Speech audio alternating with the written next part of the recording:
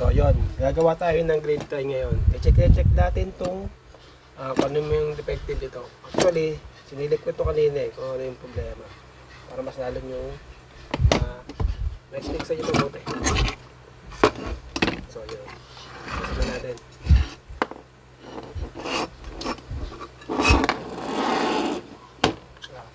Nga pala, itong grade tie na to is 50-60 Hz. Yan. 600 watts. Okay. So nakikita nyo, may mga scotch tape na to. Ito, saka ito. Yung mga MOSFET yan, saka ito. Photocoupler. Okay. Kasi yan yung mga may problema. So papakita ko sa inyo paano, kung ano yung problema niyan. Okay. So ito, dito muna tayo sa good. Nga pala, pagka ang photocoupler nyo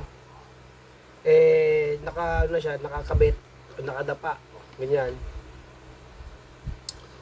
Yung dito meron kayo makikitang gatla rito, bilog sa side na to. Yun yung positive. Yung sa kabila, yun yung negative. Kasi ito, open siya, normally open. Okay, so check natin. Bago yan, i-add natin sa diode natin. Okay. So ito yung positive. So dito kasi yung yung bilog. At ito yung negative. Yun. Nakita nyo, 800. So ibig sabihin, good siya. Good.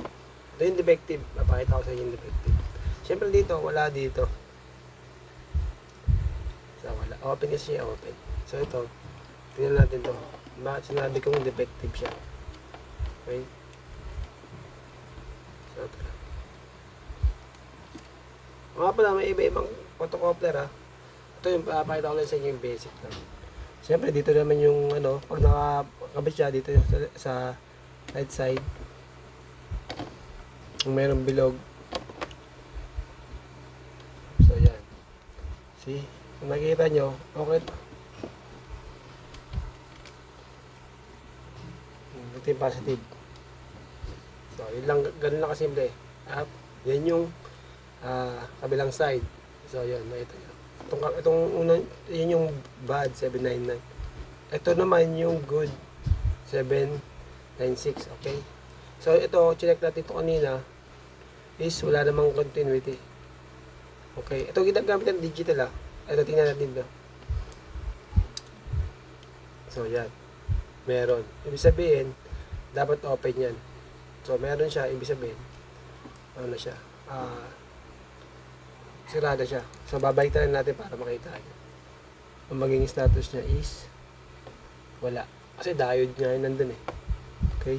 Dito sa kabila is wala din. Actually good pa tong sa dito. Ito lang dalawang problema. Okay. So yun. Yun ang problema ng photocoupler natin.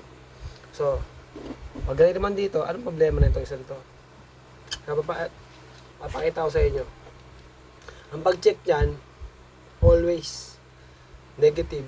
Itong negative ng digital pagka electrons ang tinitira natin, digital tayo. Okay?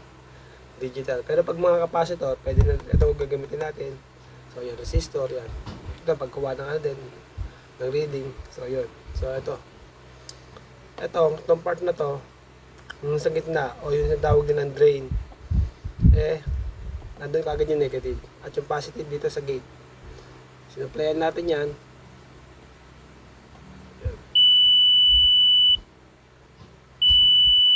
Ito nyo. Ito.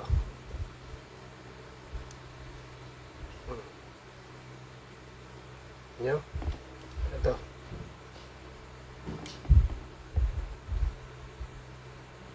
So yun. 1.5. Bila is 1.5 din. Ulitin ko dito.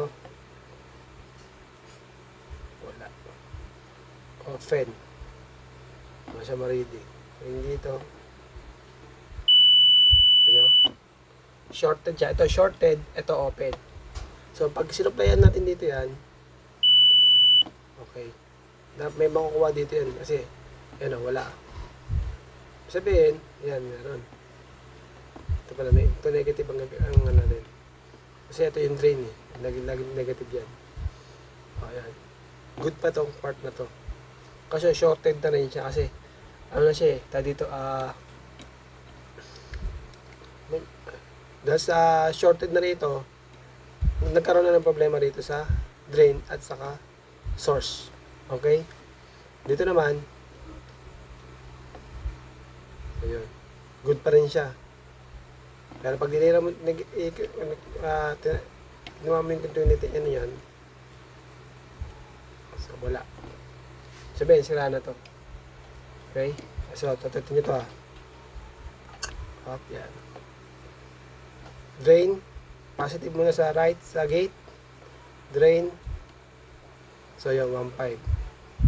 Supplyan niya. Yun. See? Meron. Pagdating dito, supplyan niya. Pagdating dito, meron, diba? Wala naman.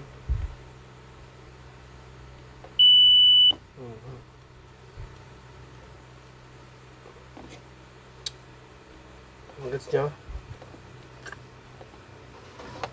So, ayan, 1.5. Ano dito? 393. Ayan. Para patunayan ko sa inyo na mag-aano siya. Kunin ko to. Ayan na. Wala na. Okay? Wala na siya. Ayan. Okay. Nagets nyo ba? Positive dito sa gate. Sa drain. Yan. 1.5 ang resistance yan. Kabila din. Dapat 1.5 din. 1.5 din. Diba? Ngayon, pag mo dito, wala kang makukuha. Kasi open. Pero pagdating sa kabila naman,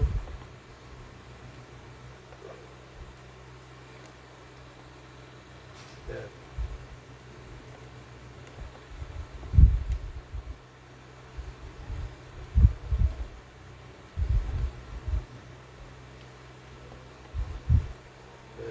Open. Okay? So ito meron. Pagdating dito, meron. Pagdating dito, wala. Open. So yun.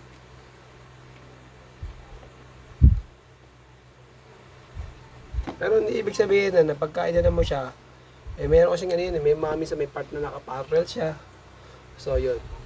Okay. Pero ito, sigurado tayo, papatan natin ito. Itong part naman ito yung gate, drain, source. Siyempre dito ka rin. Same na, halos same lang. Defective siya. Okay. Pero pagdating dito, meron, ganun dito, ganun pa rin. Okay. Dapat ganun ang sistema. Sabi dito, wala. Ito, wala. Okay. Naman, meron. Ito, meron din. Okay? Basta sa pagkakita nyo yung isang MOSFET, automatic sa gitna kagad yung negative. At susuplayan nyo to. Para hindi kayo malito. Iba kasi nakakalito magturo eh. Pagtuturo ko yung maayos, kaya tayo yung bablog tayo. Okay? So, ganun lang kasimple. Itong photocopter naman, eh, dito yung bilog, sa right side. Yung kung saan yung bilog, nakatapat, dun yung positive. Good ito, pero kayo nakuha. Good ito. Good pa yung tong side na to. Yung kanyang diode. Kabila naman, good din. Ngayon, pagdating dito, dapat open to. So, yun. Wala. Ito, meron. Sabihin, defective to. Dapat yan, wala eh. Meron. Wala. Meron pa rin. Ito naman dapat wala to. Okay? O, ganun lang kasimple. So, papasa natin to. Ito, saka to. Saka to, itong support na to. So, babagyan natin yung kanina. Okay. So, yun lang muna.